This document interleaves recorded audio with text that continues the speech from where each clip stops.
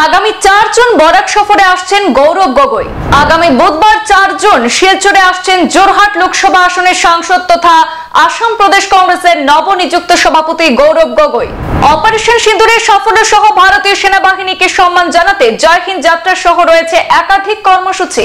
গৌরব গগৈ শিলচর সফরকে ঘিরে জোর কদমে চলছে জেলা কংগ্রেসের প্রস্তুতি। জোরহাটের সাংসদ তথা এপিসিসির নবনিযুক্ত সভাপতি গৌরব গগৈ আগামী 4 জুন বরাক উপত্যকা সফরে আসছেন। আর গৌরব গগৈর এই বরাক আগমনকে কেন্দ্র করে সেখানে শিলচর অর্থাৎ কাছাড় জেলা কংগ্রেস কমিটির তরফে প্রস্তুতি শুরু হয়েছে জোর কদমে।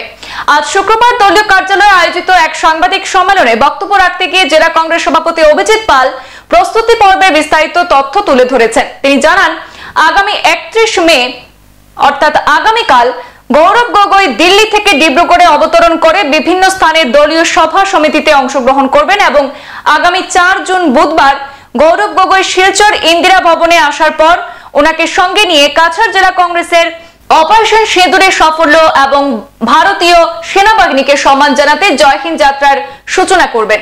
কংগ্রেসের এই জয় হিন্দ যাত্রাকে সফল এবং সার্থক করে তুলতে সকলের সহযোগিতা এবং উপস্থিতি কামনা করেছেন কাছাড় জেলা কংগ্রেসের সভাপতি অভিজিৎ পাল। আসাম প্রদেশ কংগ্রেসের নবনিযুক্ত সভাপতি তথা জোরহাটের সাংসদ এবং লোকসভার উপদলপতি গৌরব গগৈ মহাশয় ওনার নিযুক্তি পাওয়ার পর 31 মে উনি ডিব্রুগড়ে অবতরণ করবেন। দিল্লি থেকে ডিব্রুগড় চলে আসবেন। ডিব্রুগড় থেকে জোরহাট হয়ে কলিয়াবর, শিবসাগর, নগাঁও, জাগিরোড হয়ে উনি গুয়াহাটিতে 2 তারিখে এসে পৌঁছাবেন। 2 তারিখ তিনি সোজা রাজীব ভবন, গুয়াহাটি রাজীব ভবনে চলে যাবেন। সেখানে ওনাকে দায়িত্ব হস্তান্তর করা হবে এবং পরবর্তীতে 3 তারিখ মানবেন্দ্র কমপ্লেক্স গুয়াহাটিতে এক কর্মী সভার আয়োজন করা হয়েছে আসাম প্রদেশ কংগ্রেস কমিটির পক্ষ থেকে। সেই কর্মী সভায় উনি ওনার দায়িত্ব নেওয়ার পর উনি কর্মীদের উদ্দেশ্যে উনি বক্তব্য দেবেন এবং গতকালকে উনি ইচ্ছা প্রকাশ করেছেন যে যেহেতু উনি দায়িত্ব নেওয়ার আগ মুহূর্তেই আপার আসাম হয়ে মিডিল আসাম হয়ে উনি জনগণের আশীর্বাদ নিয়ে এবং কংগ্রেস কর্মীদের সাথে সবার সাথে মিলিত হয়ে উনি গুয়াহাটিতে আসবেন।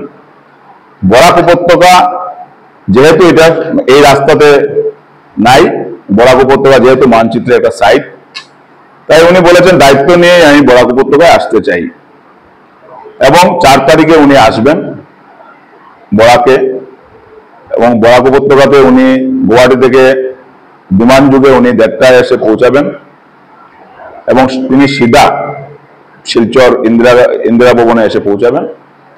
এখান থেকে আমরা কংগ্রেস দল, নিখিল ভারত কংগ্রেস কমিটি অপারেশন সিন্দুরের সার্থকতাতে সেনাবাহিনীদের যেভাবে পাকিস্তানের ওপর আক্রমণ করেছেন, যেভাবে পাকিস্তানের পুলওয়ামা অ্যাটাকের পর প্রত্যুত্তর দিয়েছে ভারতীয় সেনাবাহিনী, তাদেরকে স্যালুট জানিয়ে তাদেরকে ধন্যবাদ জানানোর জন্য নিখিল ভারত কংগ্রেস কমিটি বিশেষ করে রাহুল গান্ধীজির নেতৃত্বে সমগ্র ভারতবর্ষ ব্যাপী কংগ্রেস প্রত্যেক রাজ্যেই কংগ্রেস জয় হিন্দ যাত্রার আয়োজন করা হয়েছে।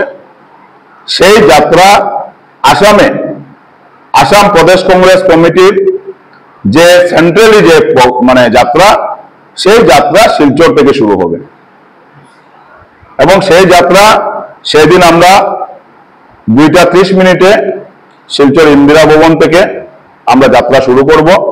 ইতিমধ্যে আমি শিলচর জেলা কংগ্রেসের বর্ধিত কার্যকারী সভা করেছি। সেই সভাতে বিশেষ করে গৌরব গগৈর আগমন এবং জয় হিন্দ যাত্রাকে কিভাবে সুন্দর করে তোলা যায় সেই ব্যাপারে বিভিন্ন বক্তারা এই ব্যাপারে ওনাদের মতামত দিয়েছেন। আমরা সেই মতামতে আমরা গিয়ে যে সিদ্ধান্ত নিয়েছি, সেই সিদ্ধান্ত হচ্ছে আমরা 2:30 ইন্দিরা ভবন থেকে আমরা যাত্রা শুরু করব, জয় হিন্দ যাত্রা। সেই যাত্রা ক্লাব রোড হয়ে সেন্ট্রাল রোড হয়ে, নাজিরপট্টি হয়ে, প্রেমতলা হয়ে, হাসপাতাল রোড, রাধা মাধব রোড হয়ে আমরা গিয়ে রাঙ্গেরখাড়ি নেতাজি স্ট্যাচুর যে পয়েন্ট, সেই পয়েন্টে গিয়ে আমরা যাত্রা শেষ করব। সংবাদ এই পর্যন্তই, ফিরছি পরবর্তী অন্যান্য আপডেট নিয়ে। ধন্যবাদ।